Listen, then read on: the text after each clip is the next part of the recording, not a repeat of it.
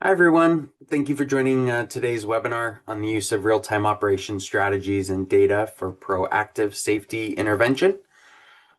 We are letting folks come in. In the meantime, please know that this webinar will be recorded and that the recording will be available on the NOCO YouTube channel and released via our newsletter, which will come out next Thursday. I will put information in the chat box in a moment for everybody to access that. But in the meantime, know that it is recorded. All right. Looks like we have a good group coming in. My name is Adam Hups. I'm with the National Operations Center of Excellence. Thank you for joining today's webinar hosted by the Federal Highway Administration. Really appreciate Joe Gregory and the team for bringing this webinar to us today. Before I turn it over to Philmon and the research and presentation team, a few housekeeping items. First, if you need assistance with anything webinar related, Zoom related, please use the chat box. Also, please look out in the chat for the links that I just mentioned. The webinar recording will be available in the next few days. It'll be on our YouTube channel and in the newsletter, and I will share that information in the chat box so you can get it. We are going to have Q&A. Everybody will be muted throughout, but we do want you to engage with the speakers via the Q&A box. Please type your questions in there, and the speakers will answer them in there, and we should have some time at the end for Q&A. That's there. Additionally, there are transcription services and closed caption available. If you use the Zoom toolbar, you can access those items as well. If you have any questions with the Zoom, please use the chat box to get a hold of me. Otherwise, I look forward to today's presentation with the rest of you. And thank you again for joining us. Philmon? Sure. Thank you, Adam. Hello, everyone. Good afternoon. Thank you for making time to join this webinar. This is for the FHWA project, use of real-time operations strategies and data for proactive interventions. And we are going to start with this quick disclaimer here. This is the a standard disclaimer from FHWA. The U.S. government does not endorse any product or manufacturer. And also the information presented in this webinar is only for information purposes, but it's not prescriptive to any agency or to any individual. And also any image that you see in this presentation is sourced from FHWA. And with that, I will quickly go over today's agenda. We will do a quick team introduction, and following by that, we are going to present the findings of the project. And towards the end of the presentation, we are going to have external speakers who are implementing some cool stuff that are related to the project, and they are going to give us practical implementations of the strategies that improve safety based on emerging data sources and also operations strategies. And with that, I will start with quick team introductions. Maybe Joe, you can introduce yourself and the rest of the FHW's team.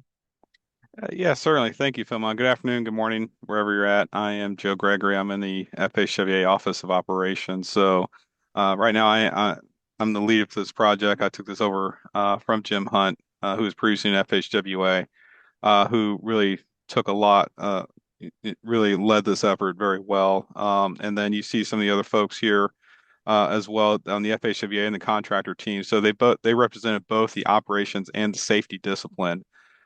Just to making sure we're represented well. And so thanks to Philmon, thanks to the speakers for coming over here to share this project. I guess I can Philmon, do you want me to go over introduce the speakers as well right now? Maybe we can do it quickly on ourselves. Okay. My name is Yeah, my name is Philemon Hapto Michael. I'm with Battelle Memorial Institute, and I served as the project manager for this project and mainly work on traffic operations and traffic data as well. Monty? Yes, hi, I'm Ahmad Abbas. I'm a professor at Virginia Tech and I'm the PI. I basically work on traffic operation and traffic safety and the combination. And I'm Kim Kaludi with Jacobs. Also supported the project as a co-PI. I work primarily on the traffic safety side. Thank you. Anisha, do you want to quickly introduce yourself?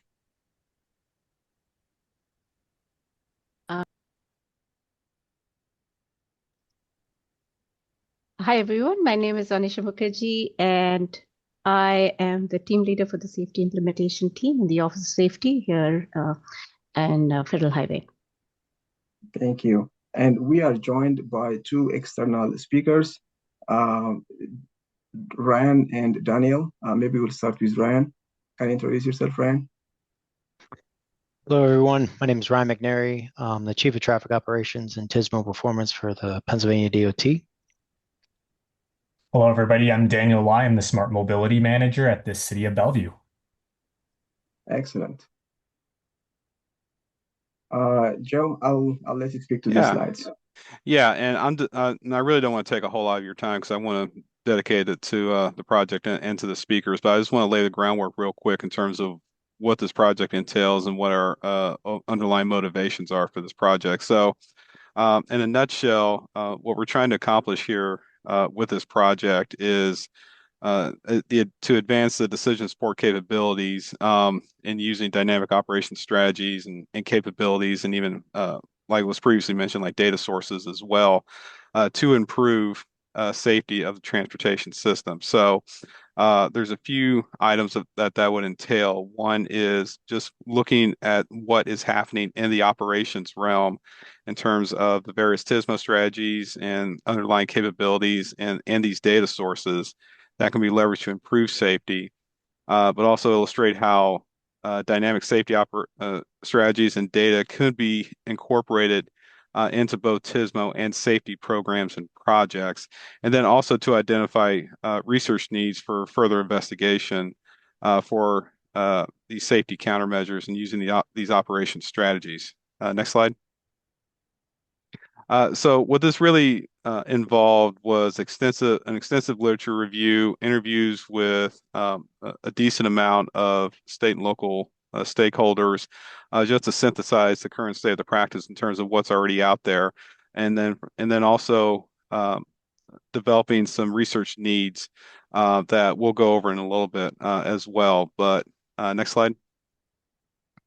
Now, within FHWA, particularly within our TISMO efforts, there's already been a lot of groundwork laid in terms of solidifying the connections between operations and safety.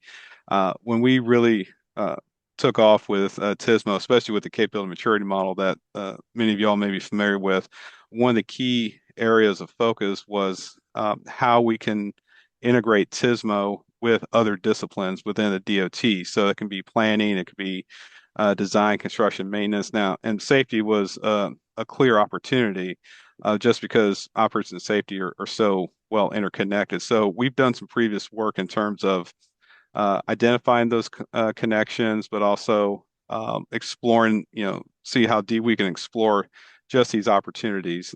And we've developed these publications as you see here, and they're all currently on our website. Next slide. So what we wanted to do was really build off that previous effort and really hone in on the latest trends and developments that, particularly within the operations community and within the TISMO community, and how that can be leveraged to improve safety. So as you see here, operations and safety, I mean, there's that natural synergy that already exists. You can see a safe and well-operated transportation system are closely associated, and they're really built on the basic traffic engineering principles. Now, as with a lot of things that you see in organizational dynamics, when you advance these efforts long enough, there's that tendency a lot of times to get siloed, and each discipline may really focus on their own thing, and then the collaboration may be ad hoc at some time. So, and we've seen this maybe to some extent. You see the various degrees of collaboration as well. So, the idea here is we really want to build on those prior successes to see, okay, what can we leverage with emerging technologies, emerging data sources, particularly in the operations realm, to really solidify that connection with safety. All right, next slide. So, what we want to focus on is you see the term shifting from reactive to proactive, but just to make sure it's in the right context. When we say reactive in the past, a lot of safety interventions really dealt on prior data, like past, like historical crash data, static traffic conditions in terms of what is considered normal, and that can advance safety goals and objectives. But what the idea of this project is, given new technologies, new emerging trends like AI and LiDAR and even V2X technology, it presents opportunities and even new data sources to really provide an opportunity for safety interventions to be more adaptive to current and fluctuating traffic conditions, and maybe take it to the next level to be even predictive and anticipating potential crash sites. So that's the main focus of this project here, and you'll get a lot of good examples from our peer presenters. So with that, I'll go ahead and stop talking and just turn it over to Philmon. So thank you everybody for joining us. Thank you, Joe. So Monty is going to speak to a few slides from here. Sure, and let's just take it from here. So the figure that we put here is an attempt to illustrate the whole transportation episode from origin to destination. As we go through the process, we see what kind of operation strategies and data for safety that we can get. And then on the bottom is what the intervention strategies that could be used to improve safety. So if we look at the origin over here, we have the traveler. We can get data about traveler characteristics. Then as a traveler is making some travel modes, whether they are using transit or vehicles or so on, we get crowdsourcing data. And that's an opportunity to intervene with some driver information that might affect the traveler decision on choosing the different modes.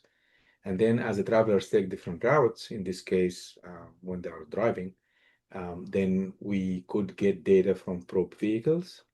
And then we could also have the opportunity to do some interventions through trip management strategies or like apps and so on. Then we look at the microscopic behavior as the travelers are making those decisions, car following, lane changing, and so on. We could get data through connected vehicles. And then we could intervene through driver warning and so on, so that we can prevent opportunities for crashes and so on. And then we go through traffic lights. So again, we could have high resolution data. And then we could intervene through traffic control strategies. And then when we look at the macroscopic flow, we can use computer vision and video analytics and so on. So we can get, like, for example, safety surrogate measures and so on. And that also gives the opportunity to do some incident management until the traveler makes it, hopefully, safely to the destination. Next slide, please, Filmo. So we looked at the literature. That was the first step, and basically we saw several categories in the latest literature. So examples of operation strategies for the proactive safety in this case, there were some research efforts looking at reducing traffic conflicts, reducing crashes by managing vehicle movement, and so on. There is some work about harmonizing speed, and that has been going on for a while, actually. But then the idea is to manage speed differentials within and between lanes to reduce crash risk. And then there is efficiently managing incidents. So once you have an incident, then you want to reduce the opportunity for or the exposure to have secondary crashes. And then you can also improve post-crash care. Then there is the enhancing road user awareness to help prevent crashes by alerting road users to safety-related events. Work zone in itself, of course, that's also a whole area where people do research and improvement, technology-related improvement, like queue safety, for example, detecting and alerting driver to slow traffic ahead. There is monitoring traffic in real time to enable quick responses to congestion and safety hazard. And then finally, making data-driven decisions to help identify high-risk area and optimize safety interventions. Next slide. And then we also looked at the data sources. So what kind of data can we get with all of this? One of the major data sources was original equipment manufacturer cloud data. Now, and there were several companies collecting this kind of data and selling it to some aftermarket sellers and some of the companies and so on. There's also the probe data and the user supplied or crowdsourced data. And then the computer vision from the area of machine learning and computer science in general have been used a lot, including YOLO, several of those new algorithms too. And then there was the smart cities and the Internet of Things opportunities to collect better data and more ubiquitous data. There are some data management platform, some of the vendors who are selling some apps, add-on apps and so on with the services that they are providing. And then there are some data sharing applications and that also is very helpful, whether it's real-time data sharing or some of the efforts that we're looking at. How can a person go and identify a problem and then share whatever that they find through servers to the other team members and so on. And then there's also improvement in methods and frameworks for crash prediction. Again, with the enhancement in technology and with all the IoT and other methods, there were some development in algorithms and some development in the technology itself to improve prediction.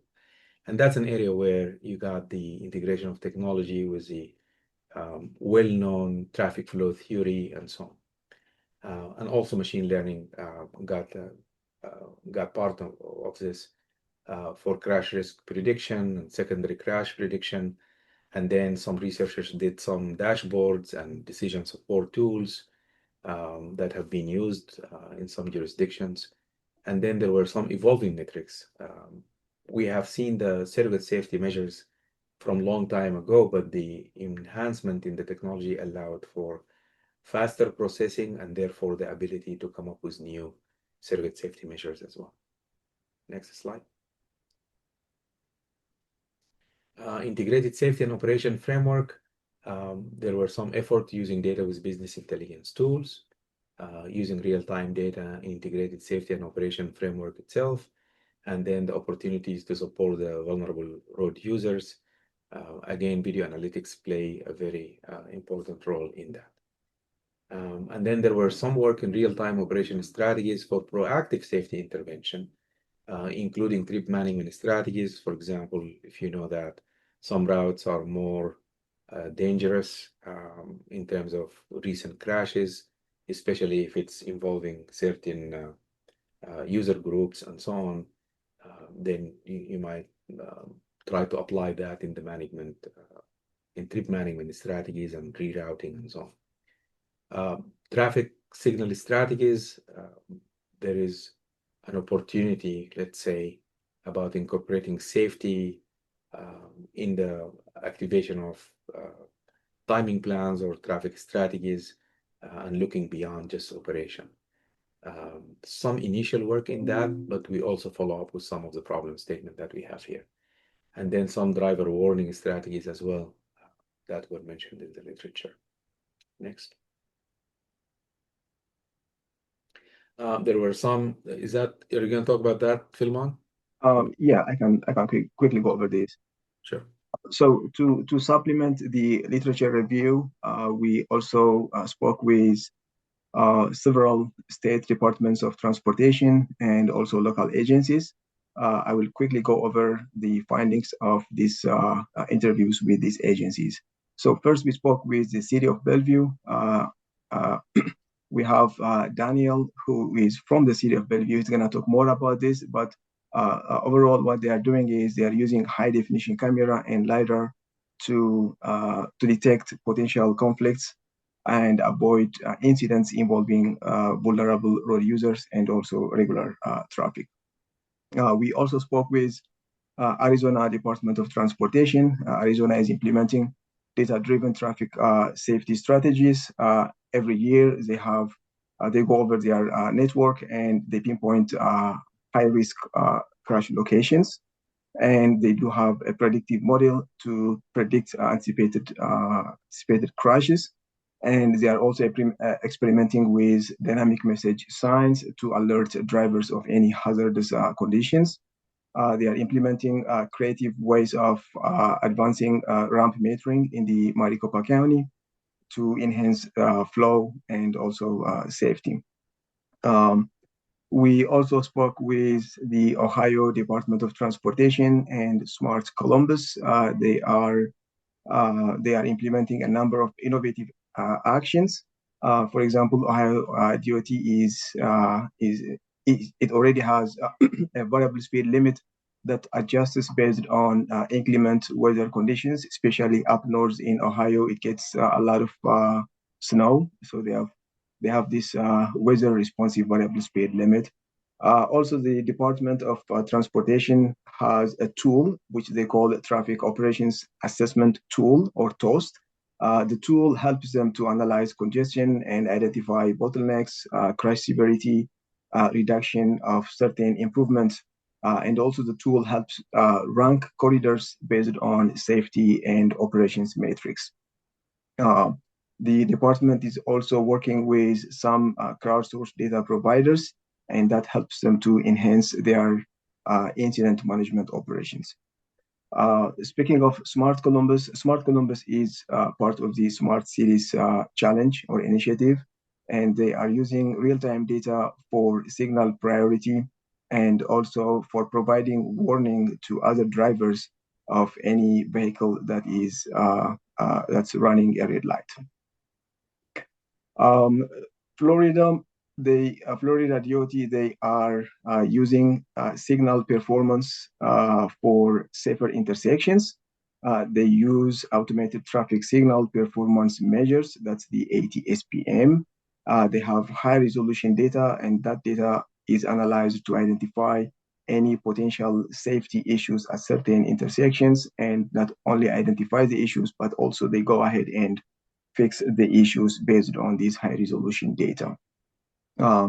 They also have some programs related to preventing crashes involving vulnerable road users. They have tested some strategies like leading pedestrian interval and protected permissive spacing. Also, they are working with other data providers in this area. We also spoke with Kentucky Transportation Cabinet. They are using crowdsourced data for real-time safety interventions. They really use the crowdsourced data in a creative manner, and that helps them to detect and verify incidents as early as possible.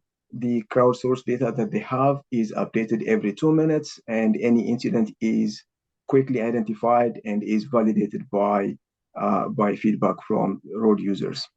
They say that the crowdsourced data has been very, very useful in areas where there is limited coverage by CCTV cameras. And also, they mentioned that this crowdsourced data was very helpful in the emergency response activities that they did due to the flooding in Eastern Kentucky that happened in early 2022. Indiana DOT is using connected vehicles data in work zones, and that helps them to identify special locations with high crash risks.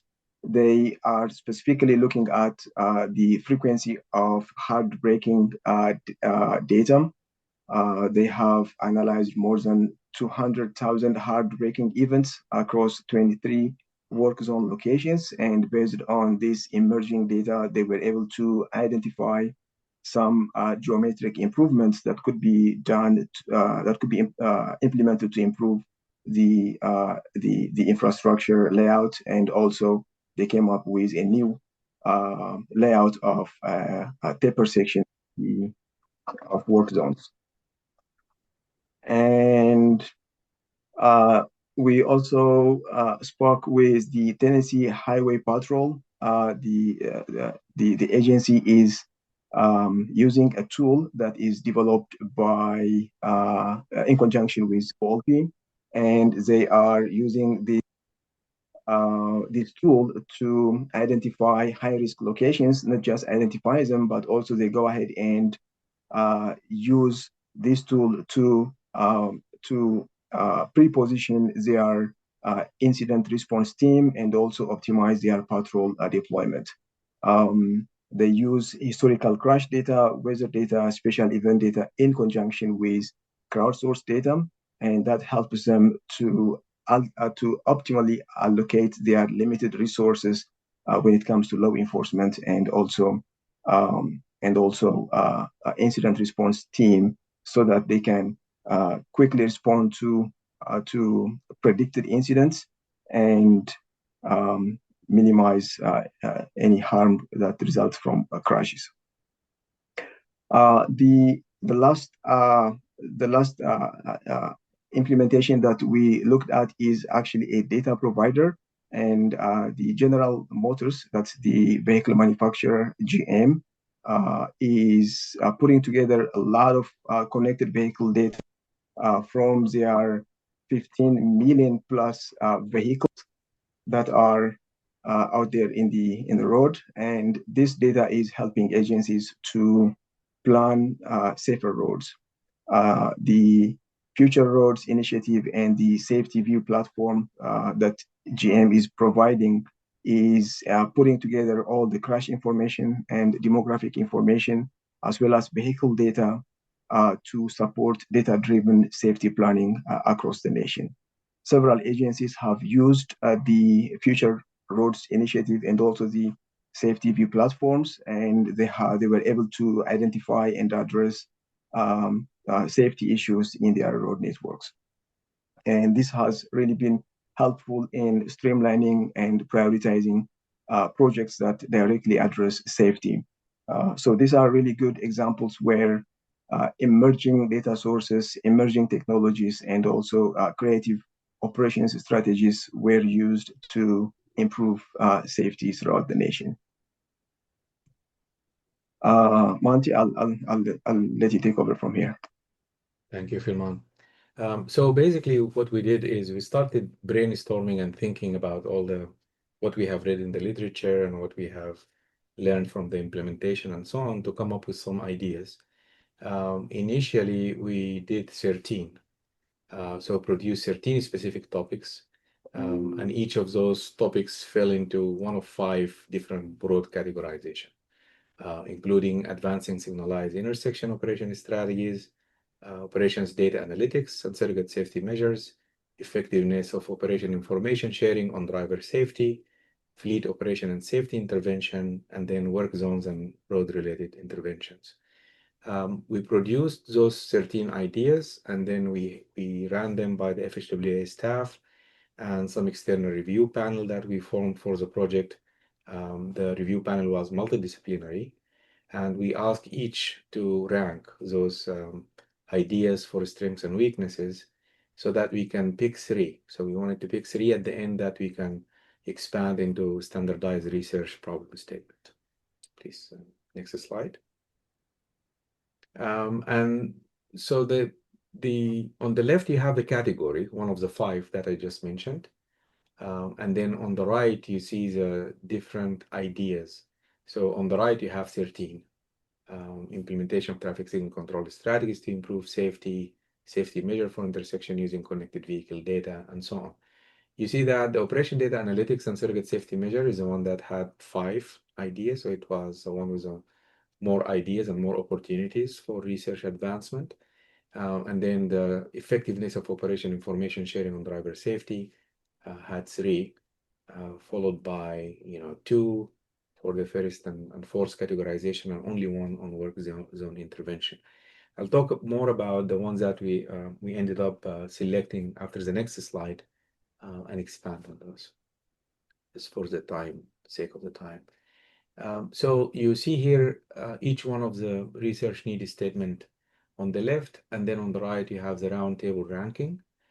This is from the panel, and then the FHWA ranking, and then we have a weighted ranking. So we have 60% assigned to the panel and 40% for the FHWA, and we sorted all of those research need statement based on that weighted ranking.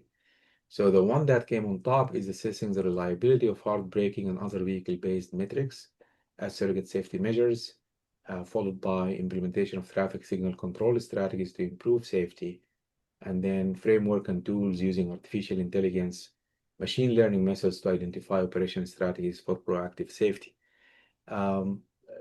When we discuss each one of those, like I said earlier, there were some work going on, but we focused on the opportunities for the biggest bang for the buck, basically looking at what really needs to be done different from what has been going on. So please go to the next slide, Filma. And we wanted to put all of these top 3 into the standardized research need statement from the TRB, because we want this to go for an NCHRB, hopefully, project at the end.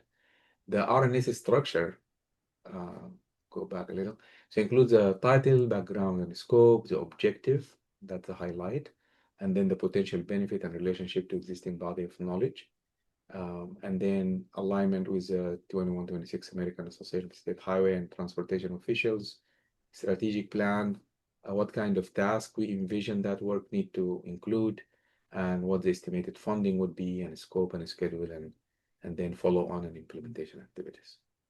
Please, next. So the first one was assessing the reliability of hard braking and other vehicle-based metrics as surrogate safety measures.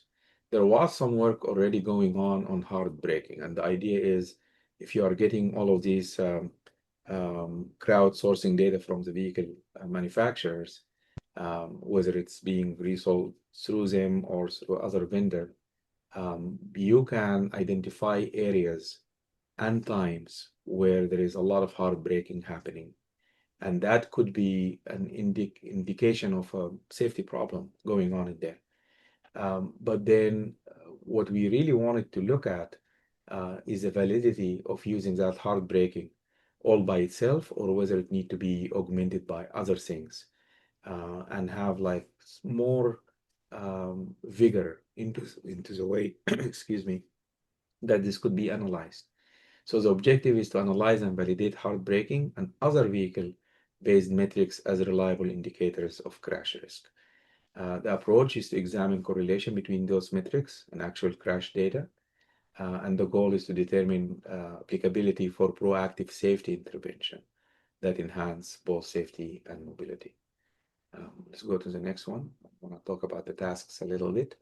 So the tasks include assessing current research, review agency lessons from using trajectory data and surrogate measures, identify advances in safety metrics, behavior models, and crash prediction. So just to highlight the point here, the idea is not to just go with hard braking as the sole or the very reliable measure, but really looking into the behavioral model that we can bring into the table and the other safety metrics that could be brought into the table to make this more reliable. And then also looking at evaluating new surrogate measures and their use in decision support tools, and then define concept and scenarios for field test and simulation. And then the standard NCHRB format is to prepare an interim report before you move forward. So moving forward would be to develop the tools and run field tests to assess safety and operation impact. Next slide. The next one was the implementation of traffic signal control to improve safety. And again, the general idea is that we used to think in compartmentalize when we look at traffic signals, that we design traffic signals timing plans to improve to reduce delay or improve throughput. But what we wanted to do here is to look at the safety itself as an organic way of operating those traffic signals in addition to improving the operation. So, and we started first looking at adaptive control and then traffic responsive control. And then the idea was, let's look at everything that has to do with traffic signals by looking at this new objective. So the objective here is to advance traffic signal control methods that integrates both safety and efficiency. The approach is to create safety indices and multimodal strategies for signalized intersections to reduce fatalities, serious injuries, while maintaining smooth traffic operation. And then the analysis, we anticipate that would include statistical analysis, but also modeling of control methods and optimization, of course, objective optimization in that sense. And then the anticipated outcomes is guidelines for novel traffic responsive and adaptive control method for safety improvement. Next. And then the task, again, all of them have the idea of you need to review and critique research, current research and past research before you can build on the new research that you want to do here. And also looking at the finding from agency-led studies on safety, so we can incorporate the advancement that they have, especially with the case studies that we have talked about and the people that we discuss with. And then examining emerging multimodal signal control technologies. So we don't just want to look at vehicles, but also other modes of transport, and develop a concept of operation and scenarios for pilot studies. And then after the interim report, conduct safety and operation studies using both simulation and field data and any other validated method that could be brought up, whether from the field or different fields as well. Next slide. And then the third one was a framework and tools for using AI and machine learning methods to identify operation strategies for proactive safety.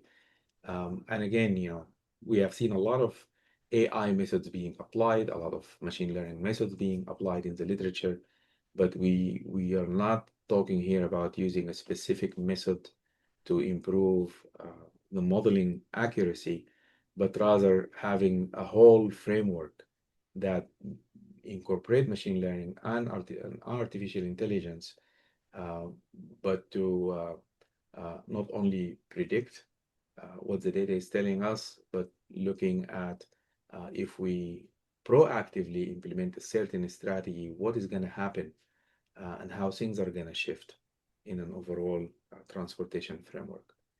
So this is, if we look at the objective, it's developing a predictive machine learning framework to guide proactive safety intervention. And these are the keywords for this particular statement. Next slide. So again, after review and assessing machine learning research, looking and incorporating, evaluating agency findings, then identify advancement in machine learning in crash prediction, safety modeling, and interaction with the vulnerable road users, and then explore existing machine learning sensing and decision support tools and their potential safety impact across user groups, then develop a concept of operation and test scenarios for field studies, and then after the report, conduct the studies using simulation and field data to evaluate the ML impact on safety and operation performance. So again, I want to highlight that point because it's not just about predicting what is going to happen given the existing situation, but predicting what is going to happen after implementing certain strategies that the machine learning would suggest, and look at how the whole system is going to change based on that, and then deliver final documentation and practitioner guidance. Next slide, please. All right. Thank you, Monty.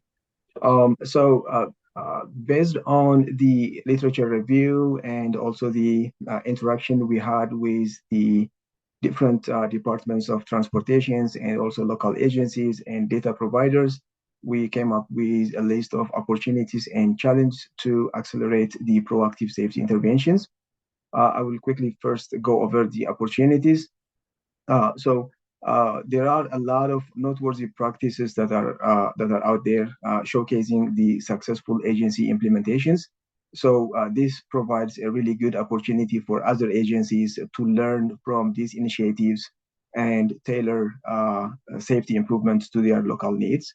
The other one is use of research-backed guidelines. There are quite a few, I would say a lot of documents now that talk about how these emerging data sets can be used to improve safety, and also how operations strategies can be creatively used to improve safety. There are some documents that are coming out from NCHRP and also FHWA and other reports that are backed by evidence and also provide scalable traffic safety solutions.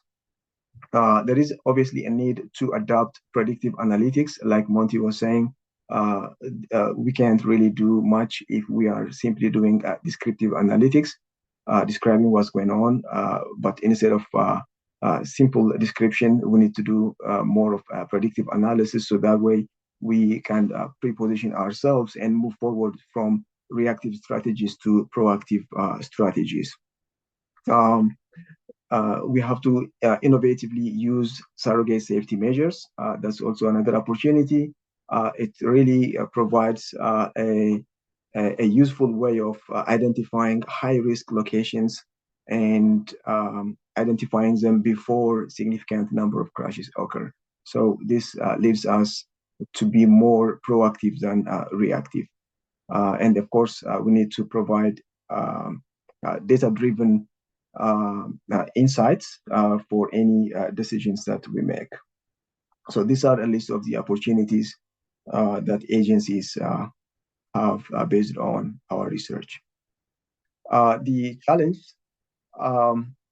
the first one has to do with data and privacy issues. All these emerging data sources, they do come with that issue.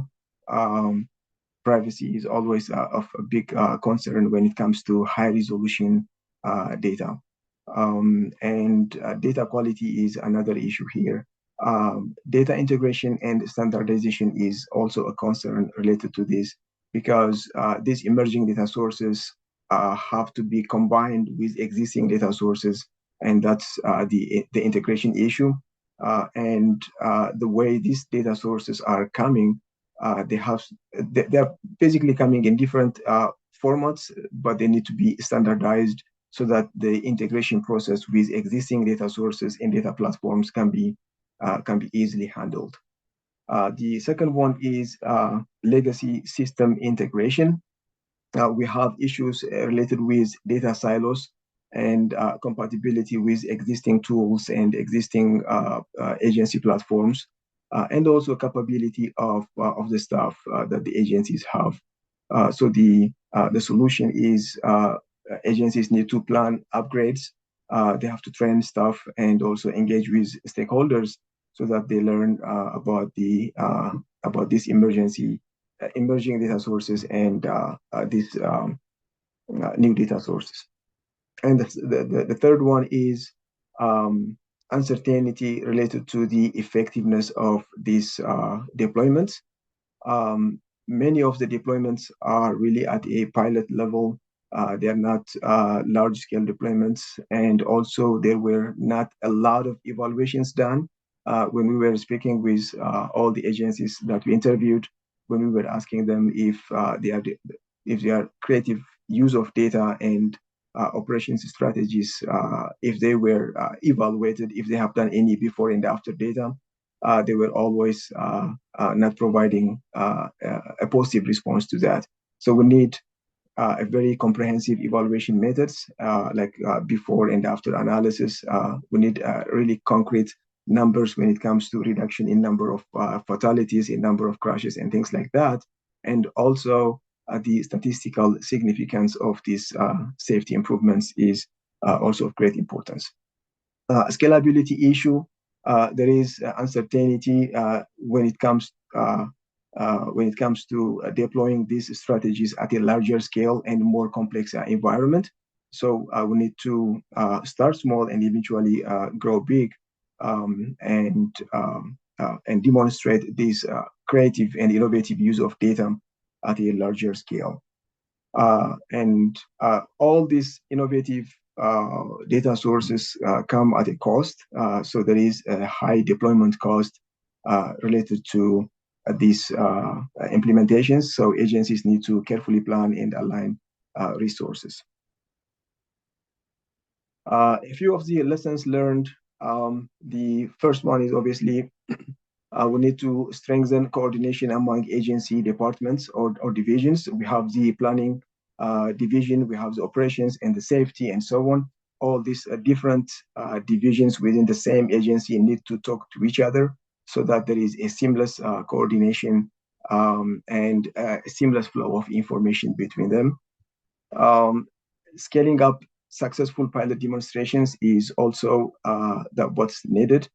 Another one is enhancing collaboration between agency and key stakeholders. These key stakeholders include the technology developers, the data providers, and things like those. There is really limited communication of the stakeholders with the agencies that are going to ultimately implement the technology or use the data that they provide. And expanding access to CV data is critical. CV data is emerging data, but it is always available at a subscription fee. And that could be a barrier when it comes to smaller agencies that have really limited funding. So we need to provide an easy access of the emerging data source to the agencies that have limited funding. And we need to promote communication and awareness of the benefits that could be obtained from using these emerging data sources and operations data to enhance safety, especially learning from early adopters, from researchers and the national organizations like the NCHRP or TRB. This can provide really good support and boost confidence for further adoption. And some of the additional resources that you could learn from when it related to this use of emerging data sources and operations for traffic safety are here. These are an extension of the other sources that Joe mentioned earlier.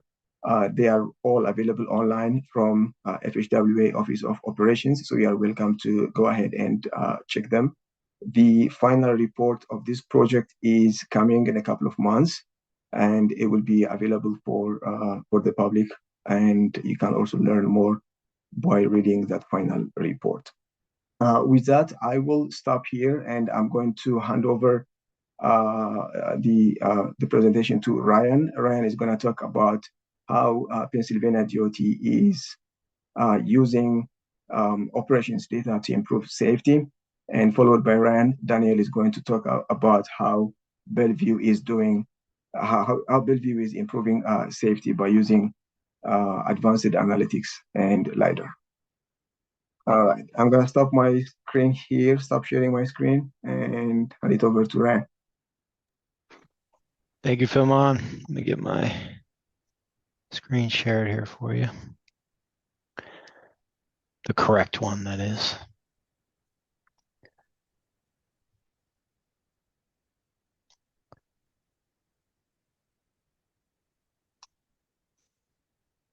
Should be good. Okay. Well, good afternoon or maybe morning for some people on the call. Again, my name is Ryan McNary, Chief of Traffic Operations. So what they all just went over has been something that we've been working on for a while here in Pennsylvania, drawing that link between operations and safety. So, whoops, don't want to jump too fast here. So I have about 15 minutes to go over this, which I could probably talk an hour on, because like I said, we've been doing this for over 5 to 7, 8 years. Kind of built our whole TISMO program around linking these two. So that's that relationship there. How we've done that with data to justify our TISMO solutions. Some of the safety countermeasures that we've built into our operations program. So the data-driven messages, the business rules we have behind our systems. Some of them are related to, like you heard, Q, weather messaging, variable speed limits, and then how we've deployed maybe some of those portable variable speed limits for weather applications, for example. A NHTSA grant we received for the first time last year to work on some digital alerting, where we could start to pull in, some DOT data sets where we can harmonize some safety information and then eventually have those digital alerting to go out to vehicles or on our ITS equipment. And then where we're at with our vehicle to everything data exchange roadmap, and then the future as what I would like to see, some of the data sets they saw for real-time internet shared connected vehicle data that could support operations. I'm a little selfish there, operations, but in turn, it's going to definitely help out the safety of the roadways. So where we're at, how this helps us organizationally, we're under one division, used to be a bureau, but it's the division of highway safety and traffic operations. My office is on the left there. We have temporary traffic control. We have all the traffic systems, the data, all the data the systems generates, and then those subscriptions, those costly subscriptions that the gentleman before me talked about. We manage those relationships, and then TMC operations statewide. We also have the statewide traffic management center, but we help with the policy and performance. But if you go all the way to the right, highway safety is a part of this division. So I actually started my career with the DOT in that office. So I very much have a safety driven focus. I really liked how they were data driven to begin with. Back in those times, I created the first highway safety report 19 years ago. Show my age. So basically, I've always liked what they wanted, but we wanted to bring that real time component to Pennsylvania. So how did we go about doing that, bringing that data-driven aspect of operations safety data together? So if you've seen me talk in the past, you've probably seen this slide, but this is where it started. Our crash reports, so those police reports started, they go to that highway safety office. We have access to that. We have all the information on the back end. It's a controlled database, but we're able to harmonize it with other incident information. So our road condition reporting system, weather, but it's also our incident management database, and then those crowdsource data sets from Waze and INRIX. So we have this compilation of safety information coming together that gives us a lot better clarity on what's going on the road for historical analysis. We correlated that with a lot of the other data sets you see there in black, but it really helped us a lot to come up with data-driven countermeasures that we think have been impactful to safety that I'm going to go over in a little bit. But the methodology we always have used is we define or we listen to a problem. We go into the data first to see if it's actually measurable, because I think we all know we can hear anecdotal concerns, but they could be isolated to a certain area. We want to quantify that. We analyze, is that an impactful measure? Because the cost to develop these things can be considerable, especially the time. But based off of that process in the analysis phase, does it determine a solution that we want to consider? We'll act on that. One of the first ones, more traditional, that we looked at was work zone speed safety cameras. It was a program that was piloted to our legislature, and we've proven since we went live with this that it's in the active work zones where we have this automated enforcement. We see 15 to 50% decrease in crashes in those areas. So that's just a real rudimentary example of a countermeasure we've done. But having all this data, looking at the influence time, we wanted to basically change the way we handled our business. When I first came over to operations over 10 years ago, we would hear from the field that we were leaving the scene. PSPs out of there, fires out of there, PSPs, Pennsylvania State Police, sorry, is out of there, incidents over, we were blanking our boards, but we weren't protecting that queue. But that gave us a different way of thinking about this. And we started to dig into it a little bit and quantify how long it took for the historical travel times to get back to normal and understand if we were having secondary crashes in work zones. So we started in work zones and we wanted to draw some analysis on this to understand where we were having these work zone crashes in the congestion, because I think we all know from a transportation perspective or a driver perspective, you're generally going to sit in traffic around capacity issues. And a lot of times those are work zones. But it's something from an operations perspective that I feel like we always had the opportunity to address. So we wanted to design a solution. And what we did was we designed the queue protection around this that uses the INRIX speed data. We designed it that could use with our existing ITS equipment or portable CMS that had a modem in it. And we just geofence a certain area. We put it in mile segments to where it's field deployed equipment or permanent equipment. And then we can have those dynamic mile ahead messages that are posted to our motorists. We're in the state where this has been implemented since the middle of, even before COVID, actually, all through COVID, but we're changing construction specs that wouldn't be considering queue protection because it's too costly. And we're seeing implementations here, but the safety impacts were kind of astounding to us in the beginning. When we looked at the safety impacts for the areas where we did this, it was predominantly work zones in the beginning. We saw reductions total across the board, crash reductions of 183, rear end 112, fatal crashes 8, and injury crashes 84. That equates to, if you're familiar with crash costs to society, to NHTSA and FHWA methodology, 52 million crash costs to society, Pennsylvania citizens. But what is noticeable here is the truck crashes. We saw that those fatal crashes going from 7 reduction, and we reached out to that community here in Pennsylvania, and we've very much heard positive feedback from our Pennsylvania Motor Truckers Association, where they said, we'll take any information because it takes us so long to slow down. If that information is accurate, and so we don't want to run into the back of the queues, obviously. We've since expanded. We are up to approximately 1,200 miles of roadway. So it doesn't just have to be work zones. This is for even incidents that occur all the time. So we just have geofenced these areas pretty much on a quarter of our core roadway network. So we have around 4,000 core roadway network miles. That's all our limited access roads and interstates around the state. And there's an example on the top left of when it turns on, when the speed crosses that threshold. That's the message that will dynamically update on every ping that the sign gets from the speed data.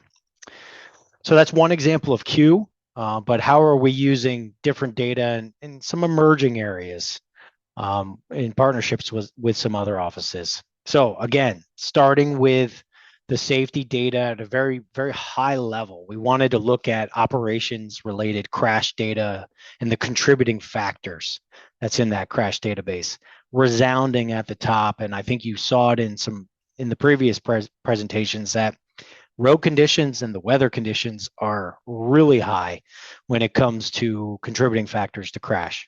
But I highlighted 2 others below there. Is there a curb present? Backup and congestion, which I just talked about. We addressed that one. We're working on expanding it further, potentially statewide. But I'm gonna focus in a little bit now on what we've done for weather-focused applications and how we've used traditional safety data and operations data. So we wanted to understand, we were getting so many crashes through our Appalachian Mountains, our higher elevation interstates, sometimes where they would close the roads for 3+ hours, those types of crashes that you hear on the national news. You never want to be the DOT that makes the national news. So we started deploying several years ago now, portable VSLs in those red areas. We are now making the switch here in the next couple years to permanent in large swaths of those areas, predominantly in the central area of I-80, and then I-80 on the right, I-81, I'm sorry, between Lebanon, I guess, and Wilkes-Barre, if anybody's familiar with Pennsylvania. We do have a permanent integrated corridor management corridor that has VSLs down in the Philadelphia area right now that has automated algorithms running on the back end. But where has this got us? I'm not expecting you to read all this, but a lot of the analysis that you heard in the study, we've done, and we've came up with a speed restriction playbook in these areas where we have VSLs. On the left is what we work with our TMCs and our operators on, because a lot of it's still manual. We're testing it out. But on the right is the crash likelihood when these conditions occur at our road weather information systems. So we are doing automation around messaging, and we will be piloting. We're not even piloting. We will be working on speed reductions based off of these conditions present in a 15-mile radius of the Arwa station. But how are we rethinking winter operations and protection here?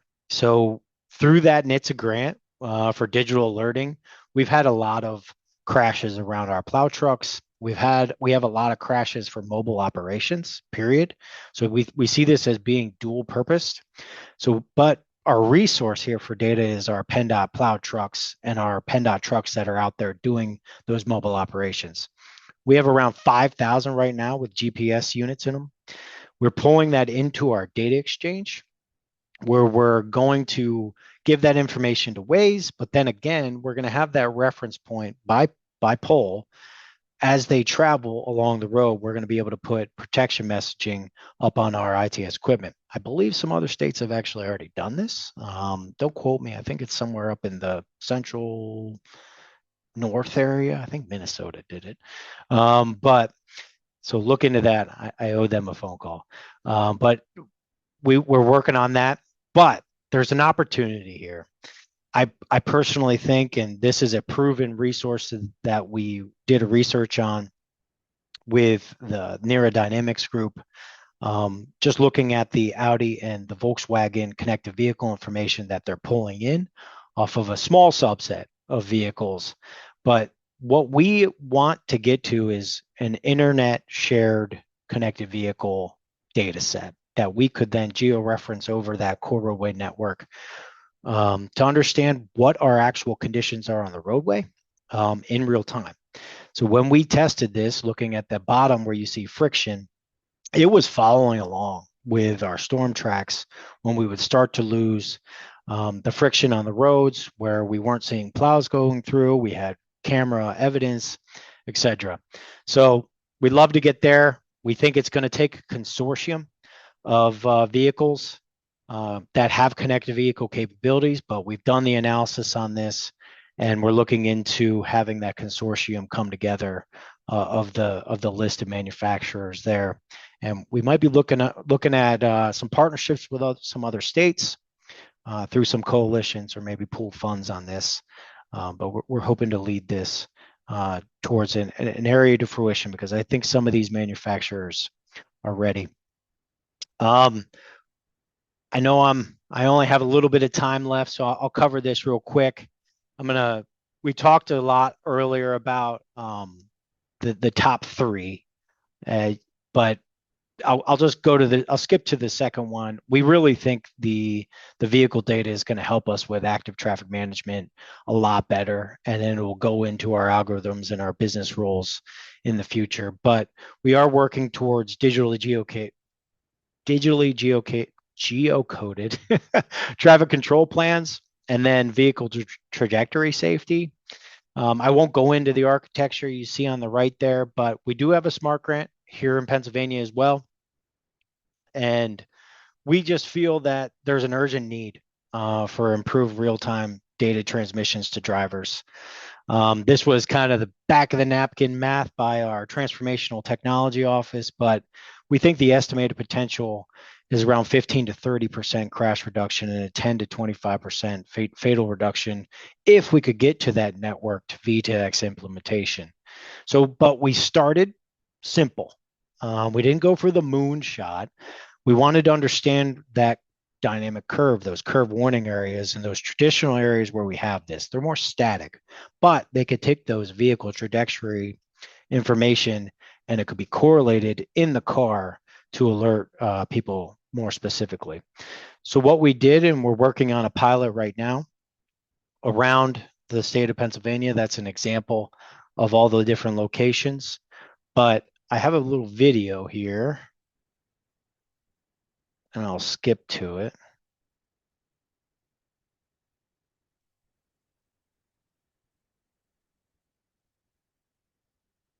It won't let me skip to it.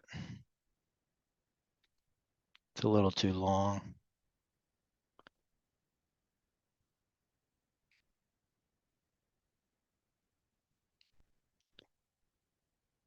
But this is what we are designing. This is actually coming from our VTEX data exchange to the in-dash vehicle as they're driving out in Pennsylvania. They're going to be coming up to that curve.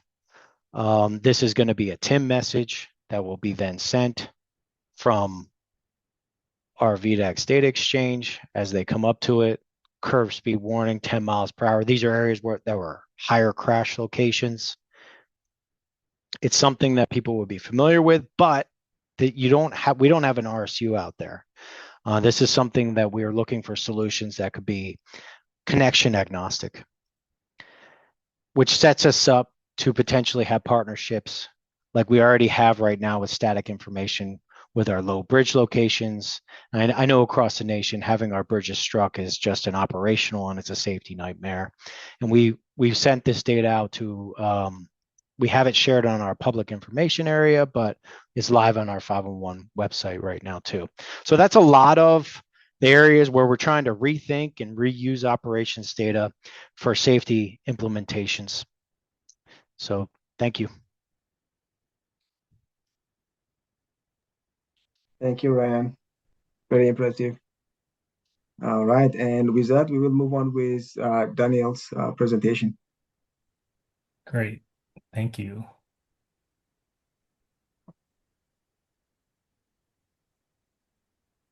All right, here we go.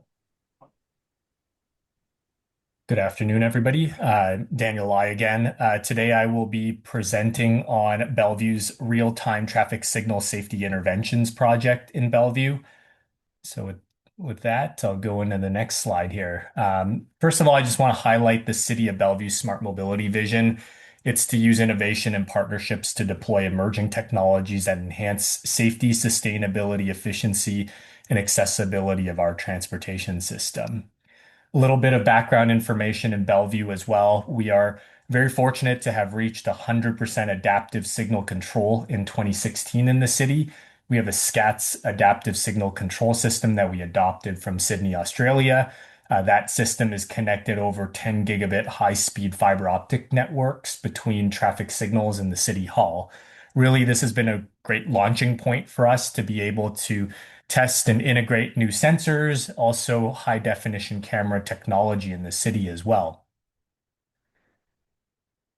And so with that backdrop, we really started to embark upon sort of different partnerships, leveraging the capabilities and the different technologies that we've deployed. Back in 2016, we engaged with Microsoft Research to really explore the possibility of cloud computing and implementing AI and also video analytics as well. But at the time, back in 2016, it was very much focused on data collection, being able to train the models to understand cars, pedestrians, bicycles, buses on the roadway. And that effort then started to evolve into computing near misses and different safety data insights that would help practitioners be able to apply different data sets towards safety planning practices. Now, we had a good number of years of doing this work, and then we really then framed a hypothesis with this type of capability and this type of data. We thought, well, we could really apply it to some more kind of proactive types of use cases. So this is one example here where we were able to share this video with a private sector partner. And in doing so, with our video data, we were able to see sort of these different predominant movements at an intersection. So as a vehicle drives through an intersection many, many times, or if a person walks across an intersection many, many times, those many or that many of times or thousands of movements would then sort of constitute these thicker lines shown in blue. And then any anomalous movement, maybe some of the more rare movements at the intersection, would be shown in red. And this would be self-identifying. So the system would be able to automatically flag some of these anomalous movements and be able to surface these insights for practitioners. And so the next slide here kind of shows you this system working in action here. There's an illegal movement coming off of Interstate 405 here where the city prohibits the left turn onto 112th Avenue here. So we shouldn't expect to see many of these movements, but yet there's a vehicle that makes this movement. It was flagged as anomalous. The vehicle almost even gets T-boned while doing that as well. And so now we can start to quantify how many times this happens.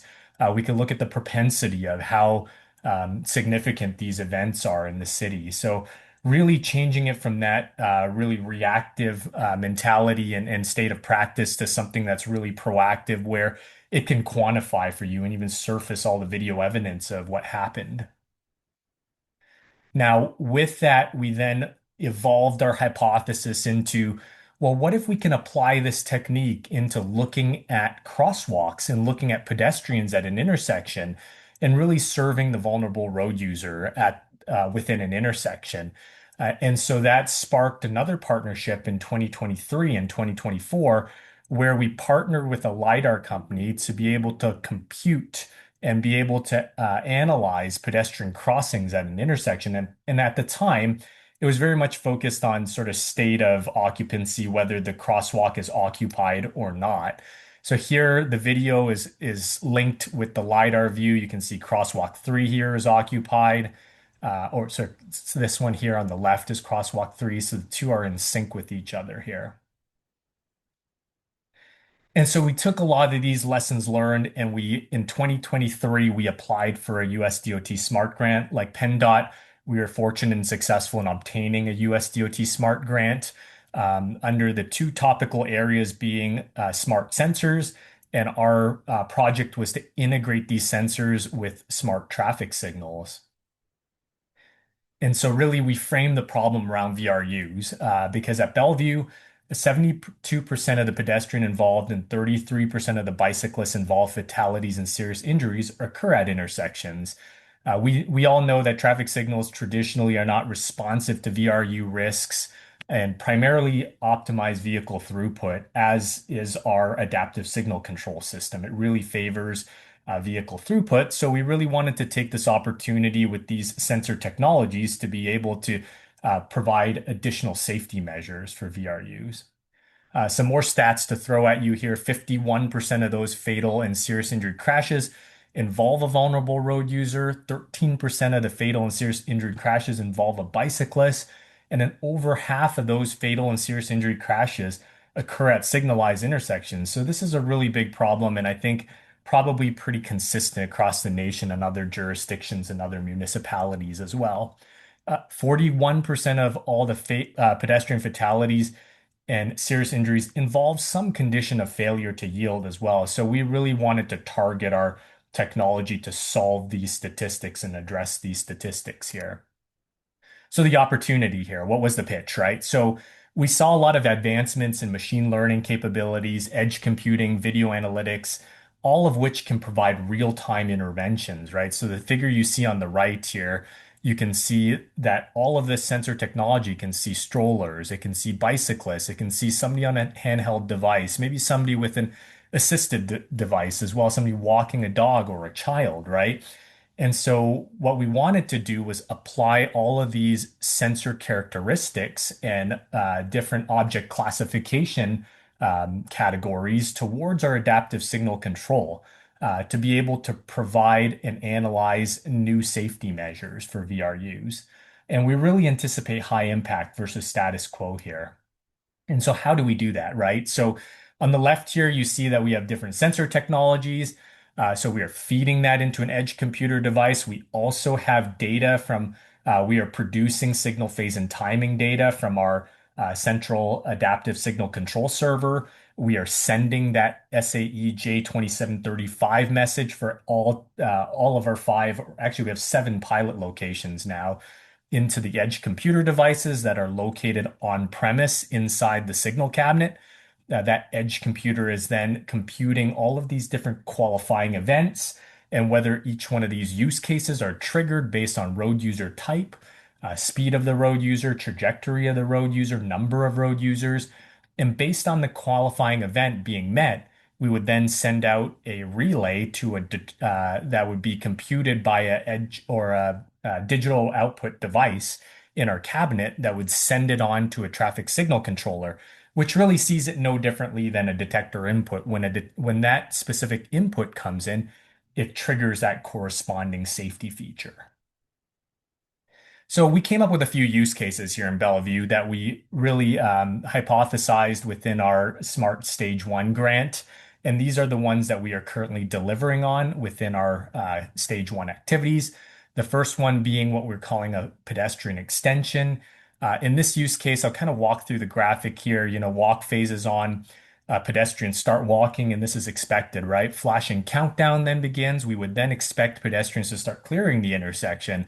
And we've all been in the situation where we're crossing and there isn't enough time, or maybe it was a late crossing and we're still caught in the crosswalk when the solid hand is up.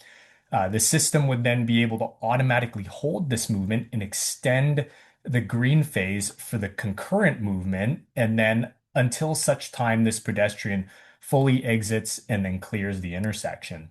Now, why does this matter, right? It really directly addresses the top cause of pedestrian exposure in crosswalk, people caught in the road as traffic begins to move. We're really helping to protect the most vulnerable road users. We're able to see seniors, people with assistive devices and disabilities, children, families. There was one use case where we saw somebody walking a dog, and the dog was carrying a ball, and the ball rolled into the street, and we were able to grant more time because we saw this characteristic in the sensor system as well. And so really what we're doing here is we're seeing that this is a proven safety practice that is reducing risk of pedestrian and vehicle conflicts, especially at large complex intersections. Now, the second use case is what we're calling our walk extension use case. I'll walk through the graphics again here. So in this use case here, Bellevue, because we have an adaptive signal control system, we typically want to close out the pedestrian phase quick, and that's sort of our historical background behind how we time our signals, really so that we can gap out quicker and serve the subsequent vehicle phases. But really, that's not reactive, or that's quite reactive, I should say, and it's not sensitive to other modes at the intersection. So what we do in this use case is we use these sensors to monitor the activity at the onset of walk. So that initial 7 seconds, the minimum walk time.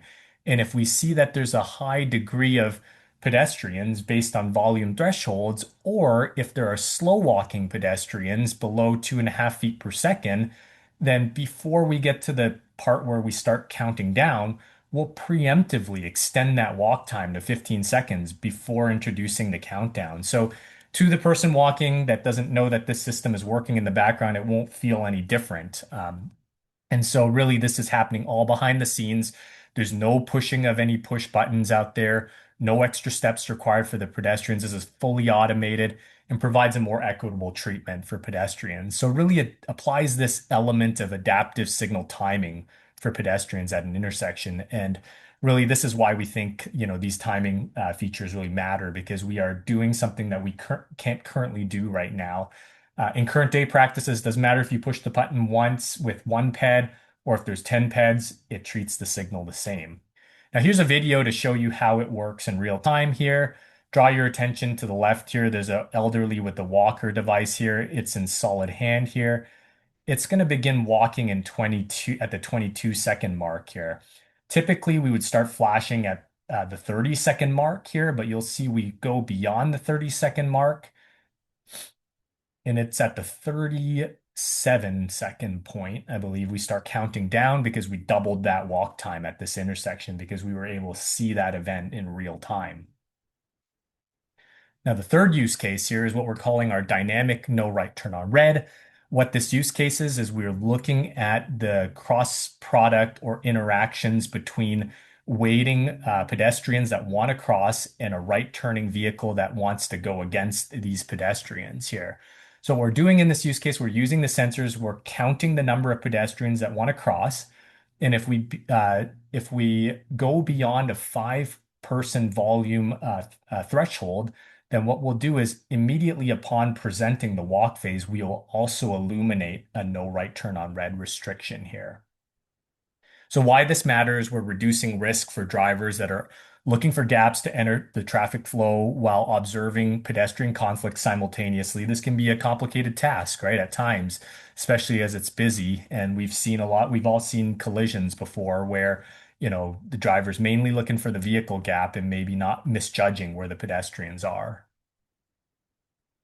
So I'll show a video playback here as well. You'll just notice, I'll draw your attention to this signal pole here. There's a blank out sign here with an illuminated no right turn on red sign. Currently, it is not on because the vehicles are running, just clearing out the movement for this right turning vehicle here. But immediately upon presenting the walk phase for these pedestrians, you'll see it light up here. So there it goes. It lights up. It counted more than 5 pedestrians that are crossing in the LiDAR sensor, which matches the video view that we were able to see here.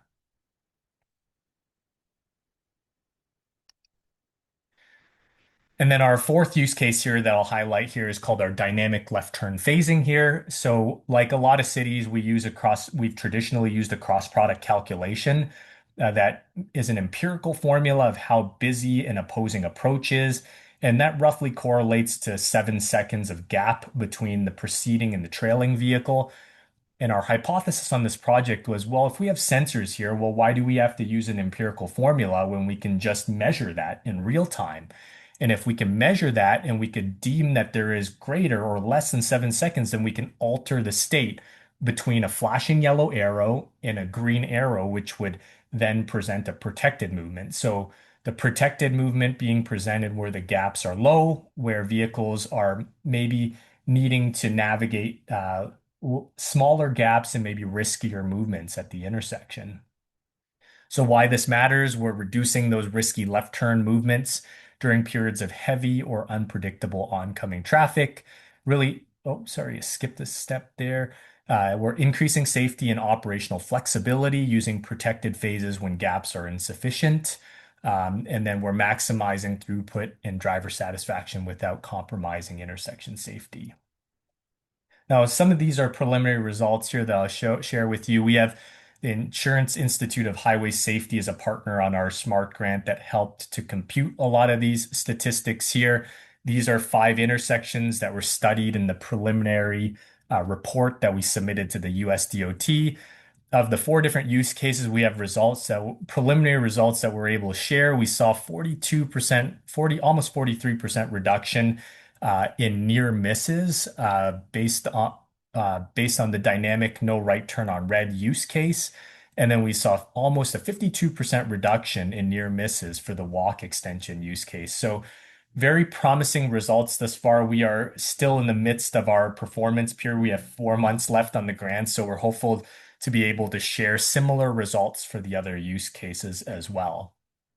And so this has already got sort of our brains turning on different use cases, and we're working up new hypotheses on what these different technologies can yield relative to additional safety use cases. So in Bellevue, we have LPI at leading pedestrian intervals at many of our intersections. This is typically a 3 to 5 second head start or a jump for the pedestrians in advance of the coinciding vehicle movement. But what we're doing, some of these are out of sequence here, but with the dynamic LPI, we are actively detecting locations of pedestrians with respect to the right turning movement trajectory here. And we're holding that LPI until pedestrians clear the projected trajectory of that right turning vehicle. So it's not static 5 seconds anymore. It's 5 seconds, or if that pedestrian is still within that right turning wheel path or trajectory, we may even hold it longer than that. And then we won't lift that LPI until this pedestrian has departed this trajectory. So why it matters, we're reducing right turn vehicle versus pedestrian conflicts, and we're also providing a dynamic approach towards what would otherwise be a static LPI operation. And with another minute left here, I'm going to just highlight, not related to our real-time traffic signal safety intervention, but since we talked about CV to X technology, the City of Bellevue has also been pioneering some new CV to X applications at various locations across the city. This is in partnership with T-Mobile, who are headquartered in Bellevue, Applied Information, SCATs as well. We've been applying it for radar speed feedback signs, pedestrian detection at intersections, and also mid-block crossings. So basically, whenever one of these devices sends out an alert, we would send these safety messages through the network into an app-based system or an OBU on our roadway network. And we really think there's a nexus to this, our real-time traffic signal safety intervention project as well. Hopefully, in our stage 2 efforts here, we're able to not only be able to apply these real-time use cases, but be able to send out these critical safety messages through CV to X to other roadway users as well. And with that, I'll wrap up. My name is Daniel Lai. I'm also working on this project in partnership with my colleague Kirk Nybert, who is also on this call today, who is our Transportation Technology Partnerships Manager, and will take questions. Thank you very much.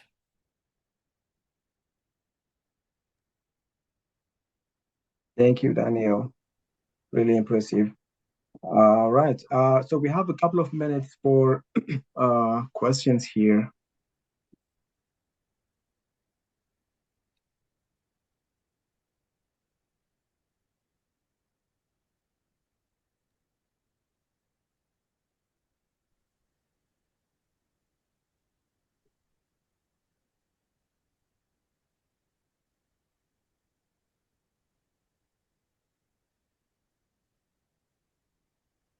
Just a reminder to everyone that there's use the Q&A box for any questions that you might have.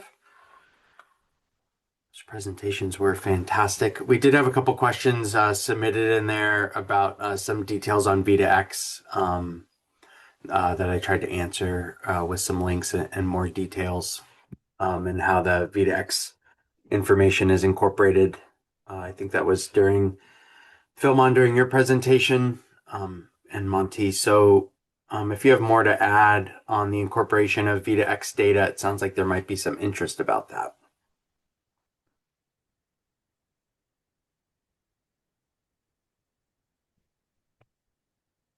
So as part of this project, we did not really have anything to do with the real implementation of the V2X data.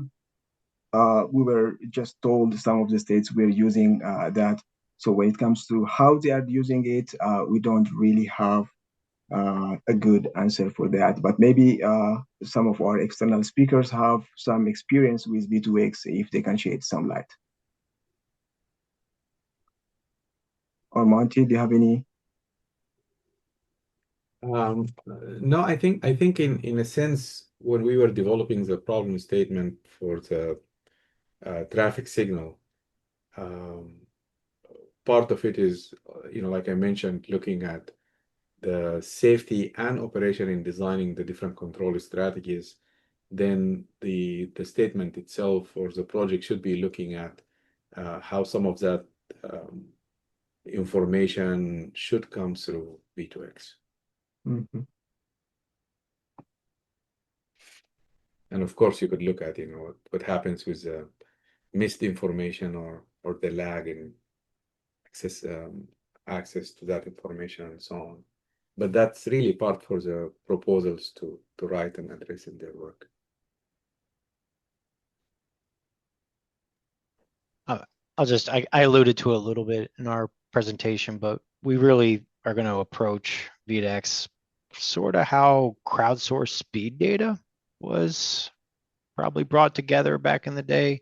A lot of different data sources come together, so you get we'll call it a valid penetration rate on your roads, and the majority of your roads So if we can start prescribing the actual use cases that we want to those vehicle manufacturers and have that interest from the states, that's what they want. The vehicle manufacturers want. I've heard now that countless times when I've approached them at various conferences to have that real-time operations and safety information that we can ingest and change how we do our business. Like we could deploy different plows to different areas if we're seeing deteriorating conditions during a snow event like today here in Pennsylvania.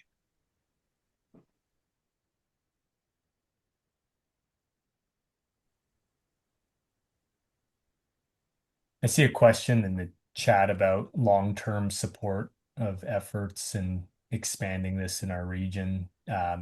So yeah, in Bellevue, definitely these sensors are nascent, I would say. LiDAR technology is new, but they've definitely come down in cost a lot.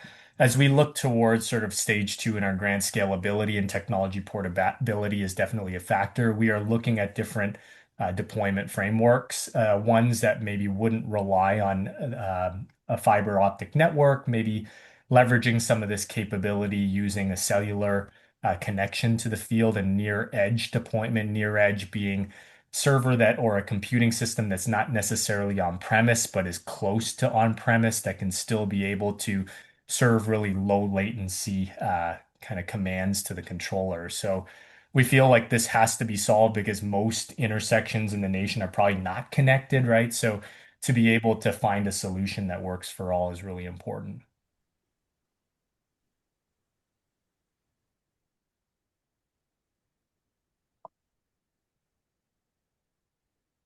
Good. Thank you, Brian and Daniel. Do we have any other question? Yeah, we have one more that came in about how many intersections have deployed the sensors. I think that's a follow-up to your answer, Daniel. Yeah, we currently have 7 intersections that are part of our grant.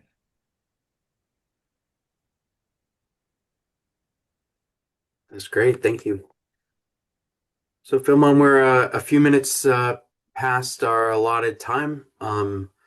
So I want to thank all of you again for fantastic presentations. Really appreciate your time, both the update on the project and updates from Bellevue and Pennsylvania. You can see the contact information there on the screen. Information on accessing the recording is at the top of the chat box. And if there's no further questions, we'll say see you next time. Thanks, Adam. Thanks, Thank you, everybody. everyone. Thank you, everyone.